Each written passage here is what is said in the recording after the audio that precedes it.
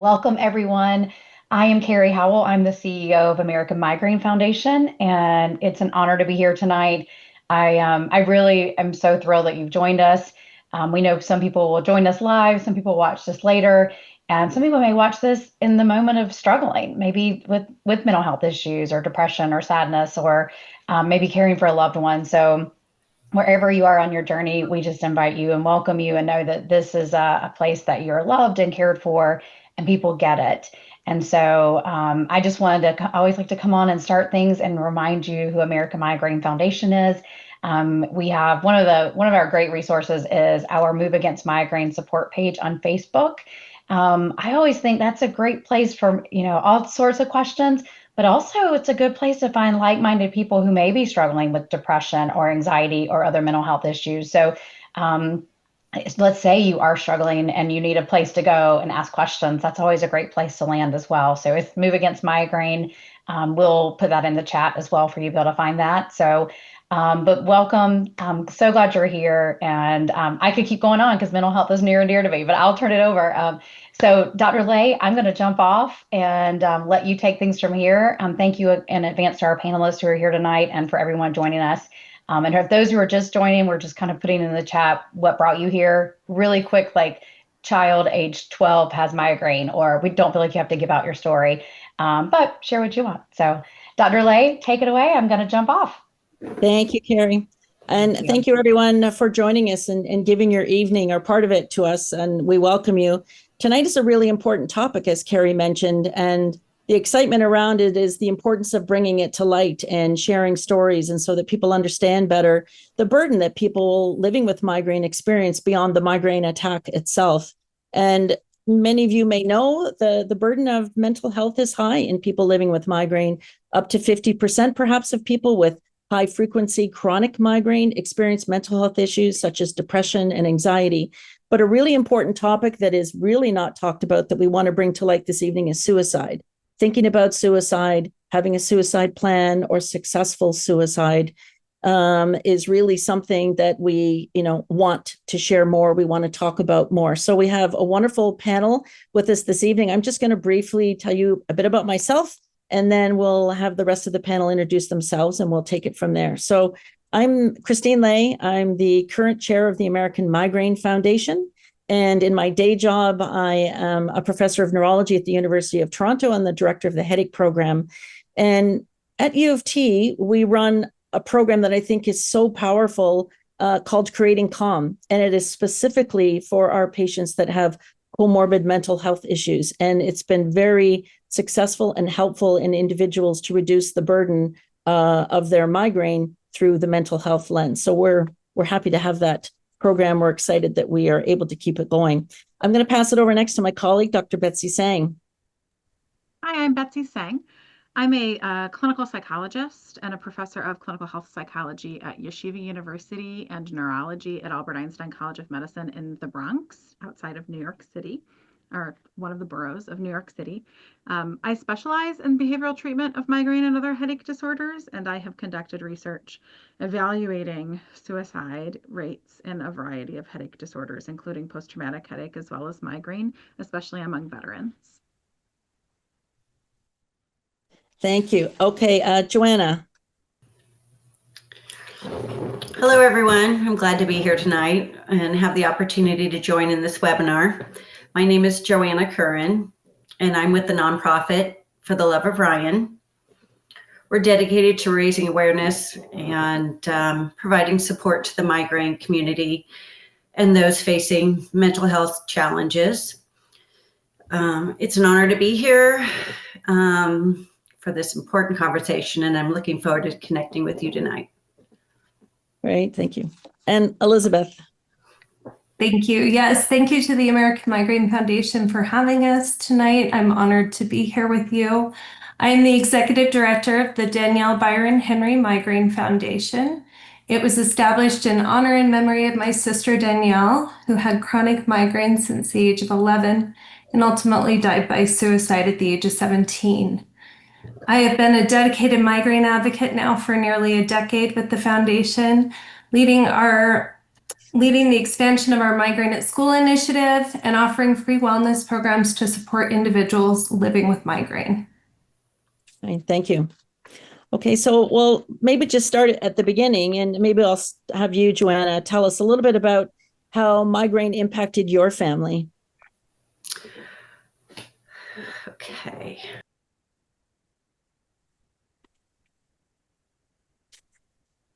I think you hit the mute button by accident, maybe, Joanna. There you go. Okay. My son Ryan battled with migraine attacks for 5 years. With very little relief, Ryan lost his ability to attend school, to work, and to stay connected with his friends and family.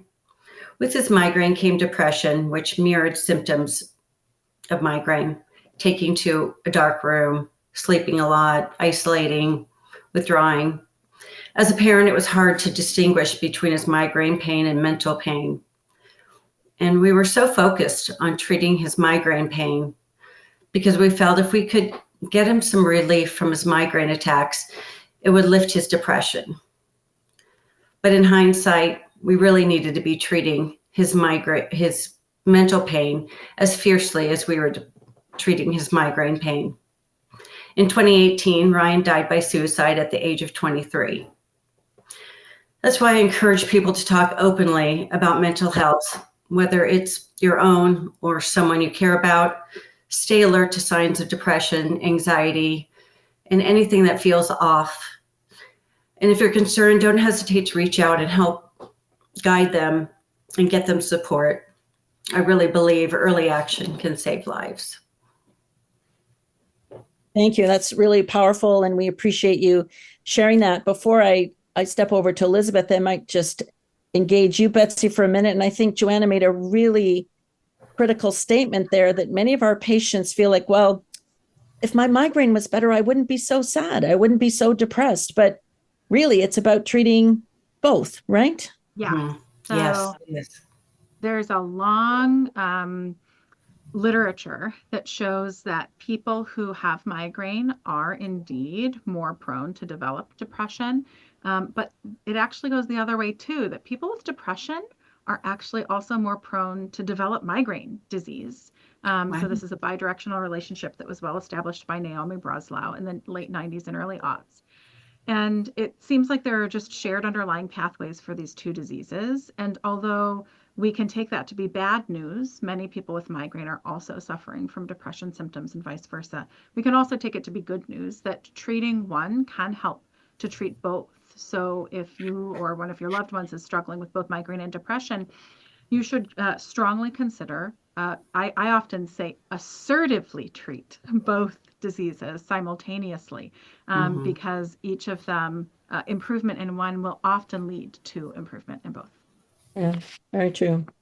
Thank you again, Joanna. So Elizabeth, can you just tell us a little bit about how migraine impacted your family, how things started for your sister?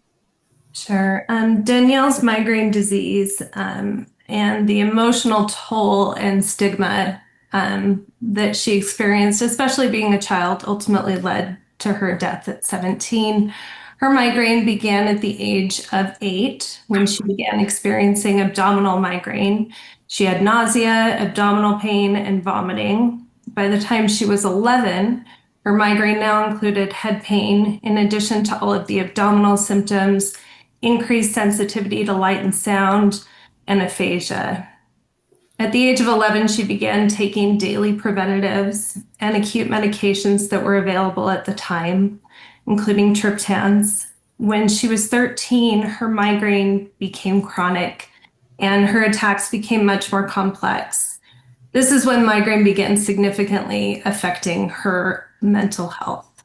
Despite being treated by multiple neurologists, a pain psychiatrist, a biofeedback specialist, an acupuncturist, and a psychologist, no one was able to stop the pain and progression of her disease. In Danielle's senior year, she was missing significant amounts of school.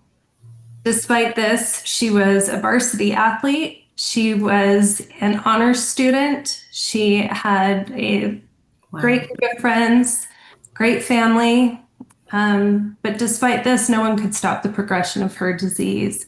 And ultimately, the pain and the emotional toll was too much, and she died by suicide her senior year. Wow. Incredibly powerful story to hear. And I think it speaks to the fact that we can't ever give up hope, right, Dr. Sang? I think sometimes we see patients and they feel like they're at their end of the rope and they think they've tried everything. But fortunately, in the last 10 years plus, things have advanced and we've learned more about this connection to migraine and mental health. Perhaps you can tell us a little bit more about the science and maybe what we know at this point in time. Yeah. So, like I said earlier, especially with migraine and depression, there's this bidirectional link, but there are also links between migraine and other diseases that are associated with suicide. So, increasingly, evidence is showing that migraine is more common among people with bipolar disease. And bipolar disease is a mental health condition where people experience periods of depression, but they may also experience periods of feeling elated or feeling like very, like they have a lot of energy. And interestingly, this disease is particularly prone to suicidal ideation, which are thoughts about suicide, as well as death by suicide, because people may feel very, very depressed during the depressed states, but then attain enough energy to actually go and engage in the risky behaviors that they were thinking about when they felt so depressed during a manic episode. So, um, so there are a number of mental health conditions that are comorbid with migraine and that make people with migraine at an increased risk. Sorry, I don't know why. I don't know if Betsy, is your volume up all the way on your device? Let me. That sounds a bit better when you moved in. All right, how about this? Okay, that might be just a little bit. Is that better? Or can somebody less, just slightly less? Maybe there was. Try again. All right, is that any better? I think that's probably better, and then people can adjust on their own device. So. All right, thanks, guys. I'm so sorry. So all of that to say, great. People with migraine are at increased risk of suicide, and it's not just migraine specific. So people with chronic pain in general are also at increased risk because chronic pain it diverts our attentional resources that we'd otherwise use to cope. So to say it in another way, I think this is something a lot of people with migraine experience, but may not have the language to describe it to people in their lives. But all of us deal with a lot of stuff each day. And for many of us, those things work, school, kids, family, financial problems, car trouble, commuting issues. Those things, could feel insurmountable, but we're able to cope with them in large part because we can divert all of the attention that our brain has to dealing with that problem in the moment. But when you deal with migraine, or when you have other chronic pain conditions, migraine comorbidities like fibromyalgia or other chronic painful conditions, part of your brain is always being diverted by that pain because pain isn't a signal. It's saying, hey, pay attention to me. So part of your attention is always going to that pain. That means it's much harder to cope with the things that happen in our daily lives. And when those things feel really insurmountable, it means it's harder to push aside and to work through thoughts about death, dying, and killing oneself. So there are a lot of reasons why there is a link between migraine and mental health broadly, as well as migraine and thoughts about death, thoughts about killing oneself, and suicide specifically. Yeah, I think that speaks very well to that. It's but to be very clear, it's not about a weakness, an inability to cope. In fact, people living with migraine, we know, are exceptionally strong and do everything they absolutely can to get through their day, to be the best parent, the best partner, the best worker, the best employee, whatever it is. But I think that's a good way of saying that. And we talk about this with our patients in our practice, that if you add in another layer of having had a tough childhood or a tough young adulthood where you experienced trauma of one form, or you were bullied in school, or you lived with a parent that struggled with a mental health issue, and that changed, that you had to become an adult at a young age, that's yet another layer that your brain is coping with. And what I say to patients is sometimes those individuals, they have an inability, their brain has an inability to filter out some of the noise and focus in on the critical things. And so everything becomes loud, as you said, and everything is yelling at them, pay attention, pay attention. So that's a really nice way to explain it. I guess if I go back to you, to Joanna, Elizabeth for a minute, maybe to you, Elizabeth, first, do you find people that reach out to you will talk about the mental health issues, or is it more about their migraine symptoms? Both. I think one quite often goes hand in hand with the other. I remember my sister's experience where, kind of going back to what Betsy was saying, if you have someone hitting you over the head with a hammer consistently almost every day, it's really, really difficult to not experience depression and to feel that there's any hope. And when it's, especially when migraine becomes chronic, it's really, really difficult to live in pain every day.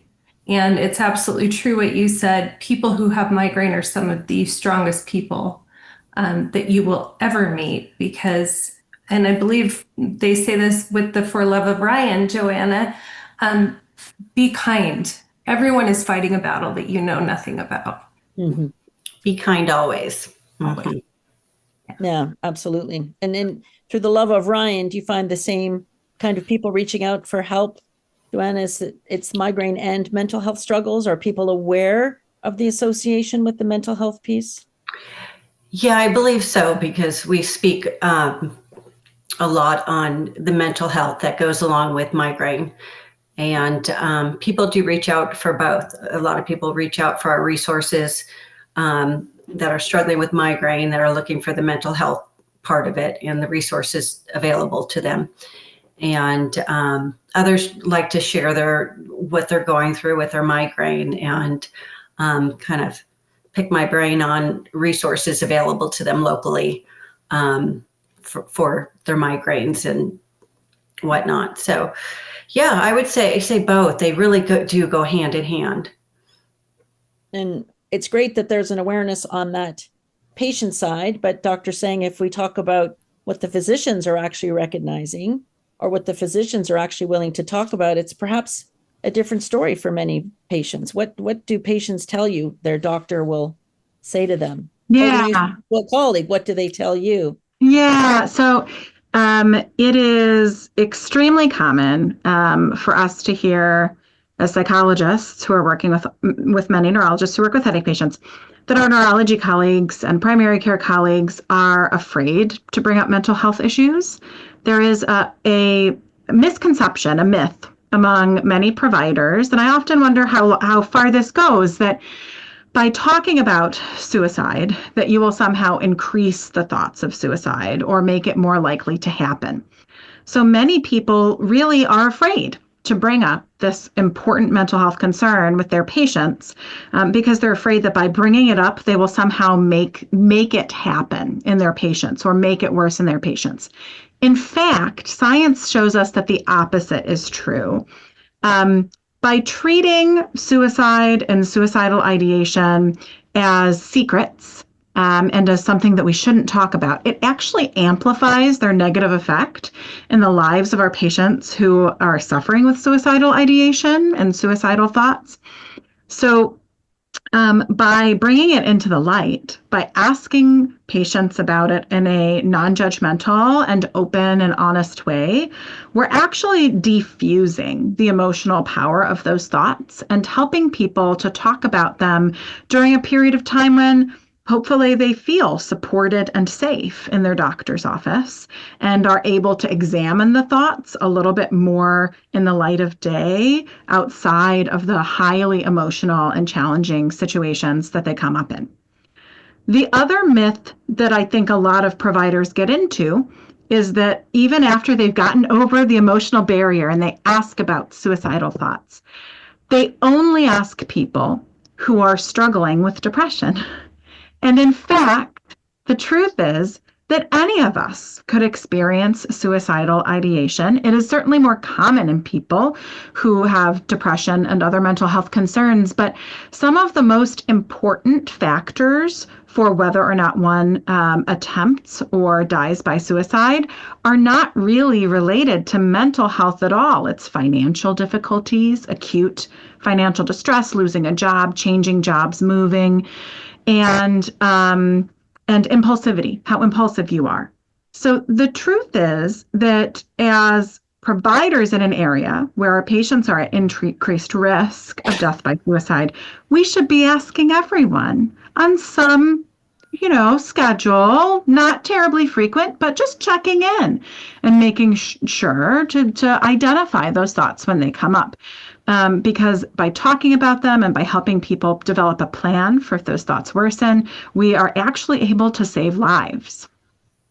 Absolutely. And I think it helps the patients understand there's not something super wrong with me. Right. This is something that our patients experience. Sometimes the medications we put them on can increase their thoughts, their suicidal ideation. So I think it's important to talk to your provider every time you see them. Let them know how you feel, how things are going. There are some reports in the literature, very small number reported, but patients who in their prodrome, as their migraine is coming on, as they're about to get the headache, they have thoughts of suicide. And they never had thoughts of suicide before, and they're very terrified by this. But I think talking about it in webinars like this evening with our experts and just on one-on-one talking with, friends or family, if you feel comfortable saying to friends, I have these thoughts and, I'm afraid of them, but bringing them out and talking to them, I think. And the other piece that we work on is, as you said, teaching providers. The American Migraine Foundation did a survey a few years ago, and patients had a very high percent who said, I have depression, I have anxiety, I've had some of these thoughts. And yet the providers that were also surveyed said, oh, I don't think many patients have this. So there's definitely a disconnect that we have to change for sure. And I think you raised a good point. There may not be signs, but if we look back, or people coming to your, community, Elizabeth, do people talk about these soft signs? As we said, there may not be signs of absolutely suicide, but what can they look for? What can people absolutely so through the Danielle Foundation, we offer many free virtual wellness programs. We offer Wellness for Migraine, which provides free weekly daily gentle movement, especially for people with migraine, mindfulness sessions, as well as nutrition guidance tailored especially for migraine. We also have a migraine management class that is free. A new session is beginning on September 27th. And it provides participants with guidance for dealing with anxiety and depression, those symptoms that so often exist with migraine disease. And we've really found through that course that participants find community and they find understanding, and they realize that they are not alone. There's a Facebook group that accompanies that, and there are so many wonderful resources in the entire migraine community. There's wonderful support groups. I encourage everyone, please reach out. We are here for you. And Joanna, you have thoughts probably on that same topic in terms of the work that Love of Ryan does? Okay. For the Love of Ryan, we are we're based out of Roswell, Georgia. Our mission is twofold: to support the migraine community and to save lives through suicide prevention. We've teamed with some of our local headache doctors to be a resource for them, to refer patients to for the Love of Ryan for mental health support. And we have partnered with a local counseling center that will offer through For the Love of Ryan. We cover through the counseling center free crisis assessments, individual therapy, and coping skills workshops, DBT, CBT. The idea is to treat the physical migraine pain, as well as emotional pain that many times accompanies migraine. We also work with the headache doctors to provide neurostimulator devices free of charge to migraine patients who need them, who might not be able to afford them otherwise. And beyond that, we've hosted a migraine education day, and we've also started an in-person migraine support group so people don't feel so alone in what they're going through. The work we do in our community brings connection and resources, support, and hope to those living with migraine and mental health challenges. And we've have so many people that have taken advantage of what we've offered in our community and are really getting some wonderful resources and help. And I think those are both really sort of a great reminder that A, people are not alone in this. B, there is no shame, there is no guilt in having these feelings. It's just really about understanding that they exist. And so hopefully through programs like this and the work that both of you do in your foundations and Dr. Sang through your work with patients, we can help people, patients, caregivers, loved ones, family members feel more comfortable about bringing up the subject and, raising some of the concerns that you've seen as a loved one. You're not yourself. You seem more sad. Would you like to talk about it? Would you like to talk to someone else about it if I'm not the right one to talk to? So it's great that we have these resources for patients. We just need to get the word out more. Back to you, Dr. Singh, for a minute. So let's say somebody was having things. I mean, we've got our toolkit with, medications and for prevention and acute therapy. And I think acute therapy is very important because sometimes you can do a 2-for-1, right? It treats the depression, anxiety, and the migraine. Even some of the newer CGRP agents seem to have some benefit in depression. Yes. So for people who are experiencing migraine and depression, I think it's important to make sure that whomever is treating either disease is aware of the other disease. Many times our our physicians are siloed, and then we show up and we give them siloed answers and we tell them all about our migraine disease, but we don't necessarily share with them about our depression. And then we may go to mental health, and the same thing, we tell them all about our mental health problems, but we don't tell them so much about this pain that we're experiencing. So I think it's important for our providers to really understand the burden of both diseases combined, because there are a lot of twofers, especially in migraine prevention, but also in migraine acute therapy that can be used to treat both. And patients should feel empowered to continue to engage with their physicians until they experience relief on both fronts. I think one of the things that's been really striking me recently in the last few years as we've gotten new migraine treatments is how much our patients have been conditioned to say, that's good enough. Well, I got a little better, so I guess this is better than it used to be. But not truly seeking relief and like really what we would consider optimal treatment. And part of what I want our patients to hear is that we may not have developed the best treatments for you yet, but there is a development pipeline that is on the way. And every year, we are coming out with new agents that can bring relief. So I think that's really important. For people who are having suicidal ideation, for people who are having thoughts about harming themselves in some way, I think it's important to know what will happen when you tell a mental health care provider. And I think it's important for you to know, like, these are the steps, these are the things. And if you are a caregiver and there's someone in your life who's struggling with these thoughts, these are the things that they want to have worked out. So even though suicidal ideation is more common than we often think it may be, right? It's still serious. And when you have thoughts about harming yourself, it's important to tell someone. And if you have not yet been evaluated by a mental health care professional to evaluate where you land in the spectrum of these thoughts and of mental health problems, that's important to do.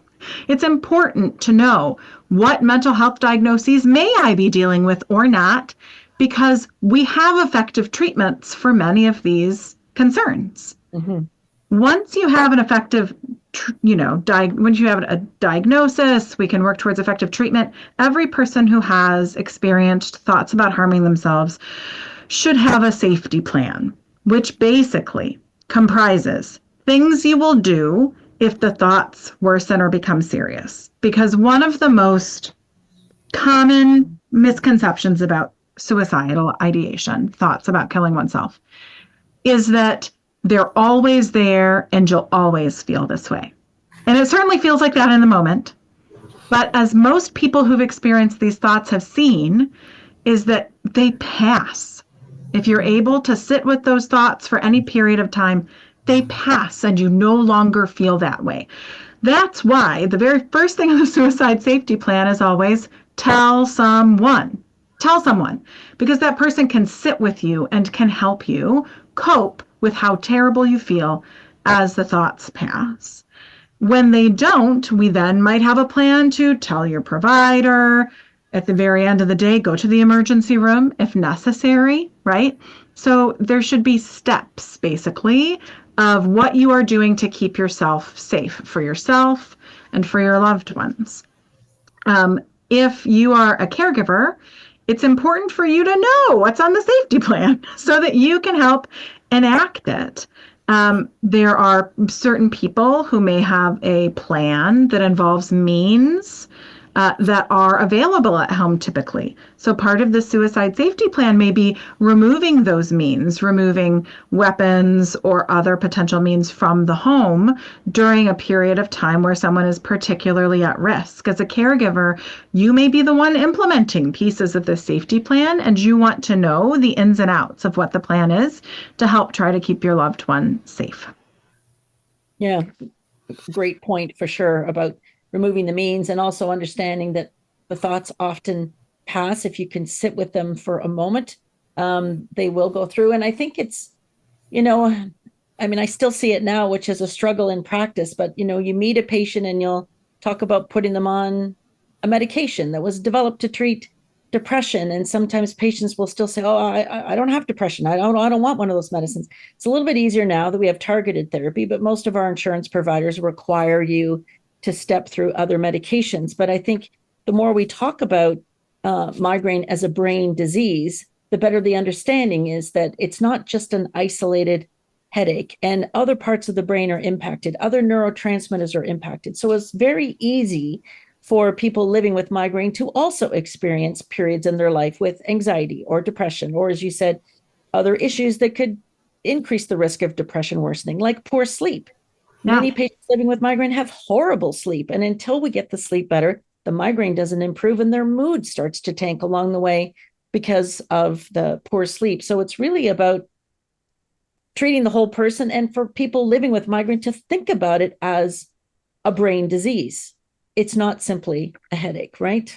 I'd like to push that one step further, Dr. Lay, in that depression, anxiety, bipolar disorder, these are also just brain diseases. Yep. These are diseases that we live with. They are not our fault. We did not control them. We did not do this to ourselves. It is not our terrible coping or our poor stress management that led us to have depression or anxiety, bipolar disease, or migraine disease, right? So these are brain diseases. And the fact that some of them travel together and travel along similar neurotransmitter pathways is not terribly surprising. So, my hope is that people are able to see these experiences as the diseases they are, and therefore feel more empowered to talk about it and to get adequate treatment, so that they no longer have to live under the cloud of these diseases impacting every minute of every day. Mm-hmm. Yeah, if your thyroid isn't working properly, you get a medication to help manage your thyroid. And so in these cases, the brain is just not working quite right. But as I always say to my patients, having migraine, I believe, is, at least on a basic level, this hypervigilant, hyper-aware brain, we think enhances survivability. So in those really dark times when you're stuck in chronic migraine, you're feeling miserable and you just can't get out of this black hole you're in, try to find that little spark of hope and say, but wait a minute, I have a special brain. And my brain is a little bit different than someone who doesn't have migraine. And I just need to get through this particularly bad time. But I think you raised another point earlier, and we'll see what Elizabeth and Joanna think about this. But a lot of patients will strive to get rid of the attack, but they don't think about the interictal burden, the periods of time between the actual defined attacks of headache and light and sound sensitivity. And as you said, I'm okay, I'm a little bit better. But often, we see in this interictal time is when these mental health symptoms are there. I'm not in the middle of a migraine attack, but boy, I'm worried I might get one, because what if I get one on Friday? I've got to give this big presentation, or, my child's graduation is there. What if I get a big migraine? Oh, my spouse wants to go out, but I don't think I can do that because I might get, it's a huge burden for sure, but it's not talked about. Yeah. Even as providers, like, oh, how many migraine days do you have a month? What about the other days? Absolutely. I am a caregiver for someone with migraine, and one of the funniest stories that we have is about interictal burden, where they were going back to their provider, a colleague of mine, and they said, "Yeah, I think I'm doing a lot better." And I said, "Well, that's an interesting perspective. What makes you think you're doing a lot better?" And they were like, "Well, I only had to take my acute medication 4 times last month." I said, "All right, that is certainly one thing to report. Another thing to report might be, when is the last time you had a day where you didn't have sensitivity to light?" And they were like, 2006. I was like, exactly. If we could at least bring up that would be helpful. So migraine it's this much bigger disease state than I think many people who experience migraine realize, that it's really infiltrated so many parts of our daily experiences, even outside of the major attacks themselves, and decisions, but it also certainly impacts your overall picture of how well managed the disease is. I wanted to put in one more plug that someone listening to our conversation could have heard. Well, if depression and anxiety and migraine, they're all brain diseases, the only way to treat them is with medication. We have already heard that we've been talking a little bit about neuromodulation, right? There are certainly a lot of non-pharm approaches. Many people with migraine know that if they are able to manage their sleep and keep their stress consistently low and eat frequent healthy meals without skipping meals and stay pretty consistent, that they have fewer symptoms. For some people, that may make it seem like, oh, I caused the disease then. No, that you did not cause the disease by having some, other lifestyle. This is just a demonstration of how our behavior and our brain interact with each other. And as a very clear example, the way that we breathe can regulate our stress through the autonomic nervous system by stimulating the vagus nerve. We have a neuromodulation device that also stimulates the vagus nerve. We're talking about the same pathways through different avenues of modes of administration, basically. Some entirely lifestyle, some neuromodulation, and some medication. So I just want to make clear to people who are listening to our conversation that the fact that some behavioral changes can help some people with migraine better manage their disease in no way negates the fact that this is a brain disease, and in fact just demonstrates how interconnected migraine is with the rest of the brain. Absolutely. Very good point. Elizabeth, if you think back to Danielle, you told us that she was on the varsity team despite living with migraine. When you look back, do you see that she had a high sort of in-between attack burden? Were there very few days for her that were what we'd call clear? It was the attacks in addition to everything else? I think especially in her high school years, there were very few days where she felt 100%. But even her 50 or 75%, she could still be an honor student and be a varsity athlete. She was she was very, very strong. And like you had said, it's a very hypersensitive brain. I think there's a special part of that too, where they're exceptionally skilled, exceptionally intelligent. And it's so important for them to have those days that do shine through like a ray of light, where it's, I can function, I can be with my friends, I can play varsity softball, I can go to school. But unfortunately, they were relatively few and far between. Joanna, how about for Ryan? Oh, Ryan had very few days where he was without pain.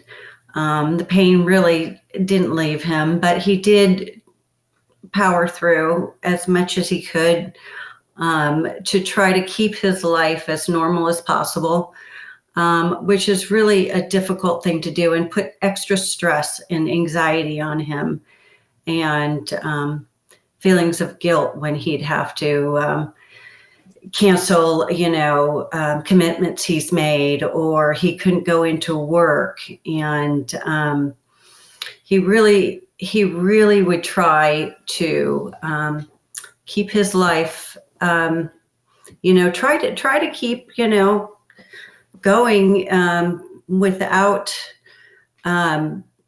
being, any kind of, he kind of suffered in silence.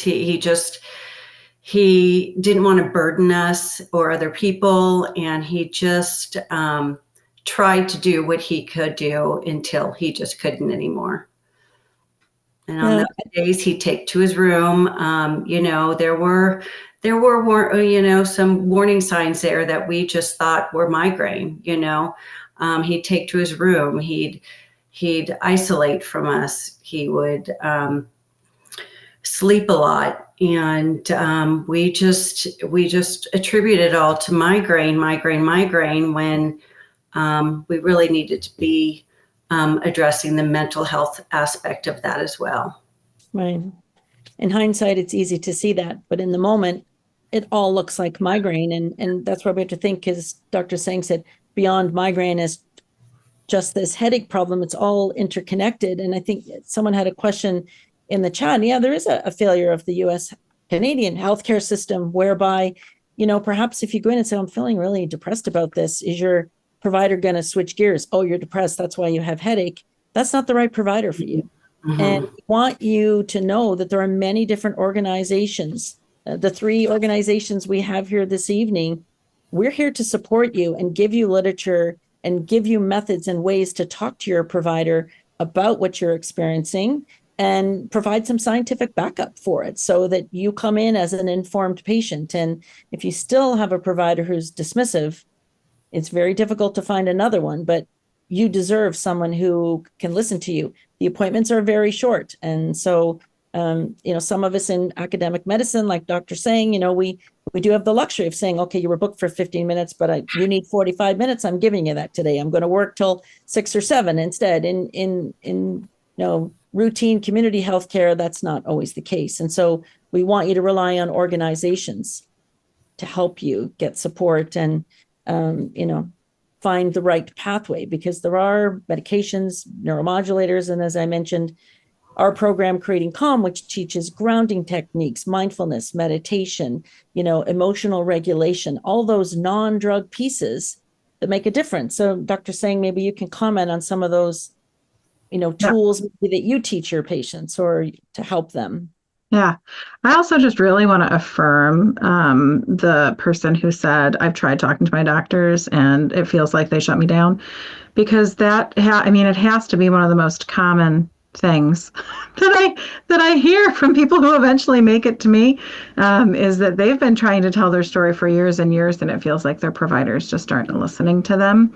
That's one of the reasons why I just want to make sure that people hear that it is appropriate to continue to go back and to assertively communicate and to assert your, that you deserve to have treatment that is effective. For many people, the effective treatments exist now, and it is finding the right doctor. For some people, the effective treatments do not yet exist or are not yet available, but that does not mean that there are not other treatments that couldn't be helpful and that you shouldn't have a doctor who's working with you to find the best options available and who's excited for new options as they come on the market. So I just hope that that people feel very comfortable going to their doctors or finding new doctors who will listen to them and think about the entire picture rather than just trying to play whack-a-mole with one symptom or another and not considering your entire perspective. Yeah. And I think while you're searching for that provider, you can do other things. You can sign up for courses, you can learn, you can empower yourself, you can engage, and there are many free resources for mindfulness and meditation that you can look into. As you mentioned earlier, Dr. Saying, even, people don't understand that when we breathe differently and you engage your diaphragm in a different way of breathing, the message goes back up to the brain and says, hey, you know what? The world's okay. Let's calm down. Yeah. So look, the main lifestyle factors that can help people with migraine that are accessible to anyone, regardless of whether I have, the world's best health insurance or lack health insurance, are relaxation, stress management, sleep management, diet, and exercise. So from a stress management, relaxation kind of perspective, I actually think the mindfulness tools that are so common right now they can be very helpful for people who are learning distress tolerance, which is important for suicidal ideation and the thoughts we're talking about today. But for migraine management explicitly, we do want to find techniques that are helping us work on using our diaphragm to breathe, not because that, anybody's telling anyone else they're breathing wrong, but because using that particular muscle innervates a particular nerve, which is particularly associated with calming your whole nervous system down. And by learning those techniques, you are giving yourself a tool to be able to regain control in moments where you may feel out of control. And I think that that's one of the best tools that we have. And it's telling that that tool is so powerful, they've even made neuromodulation for it at this point, right? For sleep, we want people to have high quality sleep. We want people to wake up feeling rested. There are a lot of reasons somebody may wake up and not feel rested. One of them can be sleep apnea. There are a lot of people with headache disorders who also need a CPAP machine at night so that they do not have sleep apnea, and that can be something that can help your headache disorder. Beyond that, though, trying to keep a really consistent sleep schedule is very important for people who have migraine disease. We don't control what time we go to sleep. If you think about it, you can go to bed, but your brain will do what it's going to do. The thing that we control is when we wake up. So we often start by trying to keep a very consistent wake schedule. The rest can be found in any cognitive behavioral therapy for insomnia book or app, of which there are several wonderful evidence-based ones. For diet and physical activity, we try to keep a really consistent daily lifestyle. So we try to keep a healthy diet, and we try not to skip meals. We try to eat consistently every few hours. A lot of people with migraine are worried about food sensitivities and avoiding individual foods. And of course, if you've found that that is the case for you, you know your own body. But in general, we're more concerned about consistent eating and healthy eating than we're necessarily concerned about specific foods and specific triggers, other than caffeine and alcohol, which are more drugs than foods. Yeah. No, I think those are good points. I don't know if I'd lost that. So in addition to that, two things I tell my patients are: one, get protein in within the first 30 minutes of waking up, because once the retina, the back of your eye, the front of your brain is exposed to light, it starts planning, okay, do we have food? Are we starving to death? Is the world okay? And that's a mechanism to help keep your brain in a calmer state. And the other thing is, even when you're feeling absolutely awful and you feel like you can't get out of bed, even if it's the depth of winter, put on your warmest coat, hat, mittens, boots, and get outside and get your brain exposed to daylight. So these are the lifestyle. Those are both circadian regulating. activities. Eating within the first half an hour of waking regulates your circadian rhythm, and then obviously exposure to light. I think circadian rhythm is very important, and that's one of the reasons why I want people to hear the lifestyle advice that give you, that your doctors give you, that we're talking about right now. It's meant to do specific things to your brain. It is not meant to say, well, you should have been doing this, or you didn't do this and that's why you have migraine. None of that is true. But these are the equivalent to behavior drugs. We're getting that good old sunlight to your eyes and regulating your circadian rhythm, which can be really, really important, and sleep does underlie so many both mental health concerns as well as headache disorders. Absolutely. I think we're getting down to the end here, but I think a couple of people had questions about neuromodulation, and I think the biggest problem with that is expense and getting it through your insurance company. But there are neuromodulation devices, some of them that work on the vagus nerve, some of them that work peripherally outside the body to get a message into the brain to help turn off pain. And so it's important to look into those. American Migraine Foundation has a lot of information on the website about those videos, how they work and what they're doing specifically.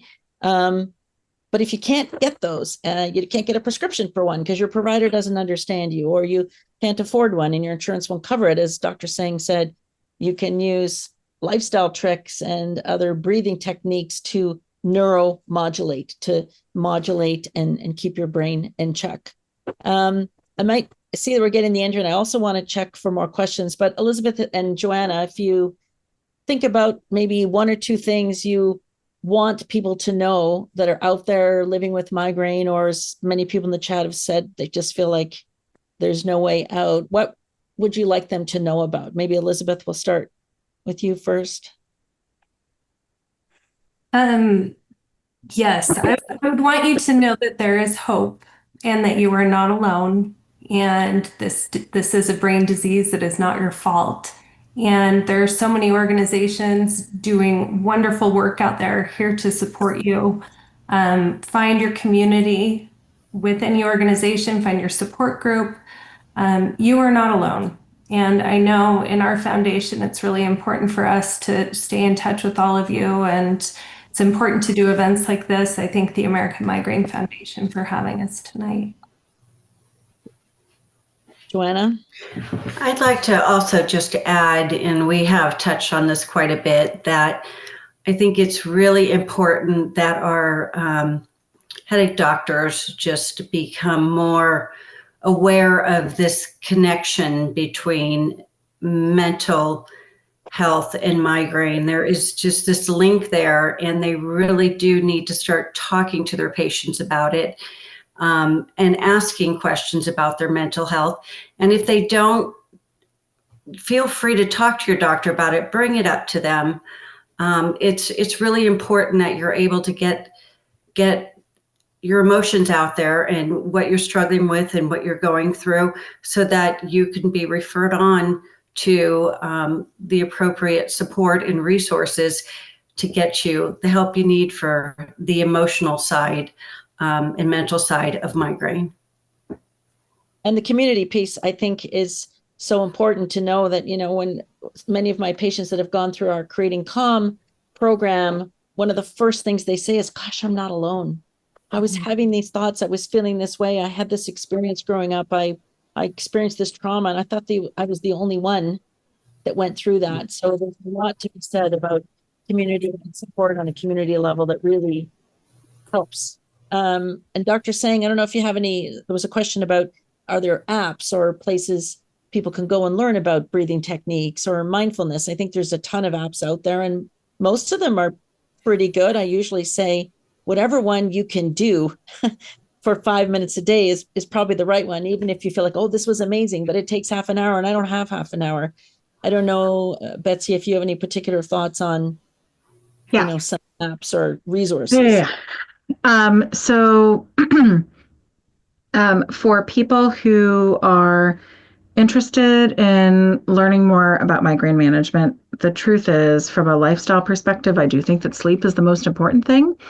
And there are two apps. Sleepio is one. The other one used to be called Shut Eye, but I think that it's Somnus or something now. If you Google shut eye, it will take you right to the new one. And look, they're wonderful. They're 6-week programs. They're evidence-based. They're created by the people who made the program and did all of the science on it. And they can really help you get your sleep under control. And sleep is so foundational for all of this. So those are the resources that I most often recommend people try who are really struggling with migraine disease and especially mental health, because sleep is. It's the most important thing. I think I just lost you there for a minute, Betsy. I think sleep and sleep routine are critical. And I often will say to patients, they'll come with me with a list miles long and say, I've tried everything. Nothing else is available for me. We can usually find something that is, but looking at your sleep routine is critical. If you Google my name, sleep, and the word migraine, you'll find I think 15, 20-minute little podcast and a bunch of tips that I give there on sleep. And I think Dr. Sang made a really important point earlier, and that is you cannot force yourself to go to bed earlier. Your brain is going to do what you want to do, but you need to reset your sleep. And that might mean just reinforcing, Betsy, your comment earlier that set your alarm. If you want to be up at 9 a.m., but you're currently getting up at noon, this week you set your alarm for 11:30. And then maybe 10 days later, you set it for 11 a.m. And you gradually shift back, because you can force yourself to wake up, but you can't force yourself to close your eyes just because you want to be asleep by 11. So, so you were saying that sleep is critical, Betsy. And, there's apps out there. There's a lot on YouTube. We just have to be careful that it's well resourced. Yeah, no, University of California, San Diego, as well as Harvard have some excellent relaxation training courses and mindfulness courses that are available on YouTube and their platforms. So those are definitely good resources to check out. In general, I wanted to make sure that people know that if they're feeling distressed right now, that you can always tell somebody in your life about how you're feeling. You can reach out to your providers. And if at any point you feel like you may actually be a danger to yourself or to someone else, that you can call the 988 crisis line number, and that they can help get you immediate resources if you're feeling like you may be a danger to yourself. Right. Well, I think we're just about 1.5 minutes maybe left, but I wanted to thank our panelists very much for being here this evening and sharing their thoughts and wisdom and experience and support for people living with migraine on this incredibly important topic of mental health issues, particularly suicide, because we have to talk about it to make things better, to get patients better. All of us have different foundations and places you can go for resources and to get help. And I think really importantly to realize that you're not alone. We are here to support, and the migraine landscape is changing. Stigma is coming down. Doctors, providers, NPs, PAs, nurses are becoming more aware of migraine. So we're changing that. American Migraine Foundation is working very hard and will soon be talking about a particular program we're bringing to help change that landscape further. And there's always something on the horizon. The scientists are not giving up on those of us with migraine. They're still working hard to come out with new medications, because if we currently don't have the right one for you, as Dr. Sang said, it's out there, it's coming. It may be a combination of things, or you maybe have to go back to ground zero and say, hey, you know what? I listened to this webinar. My sleep is not very good. Some days I go for 4 or 5 days. I don't even go outside. I skip meals. I start eating at 3 o'clock. You can start there. You can start with some simple lifestyle change to begin your journey to getting better. So thank you everyone for joining us this evening, and we'll see you next time for our next webinar.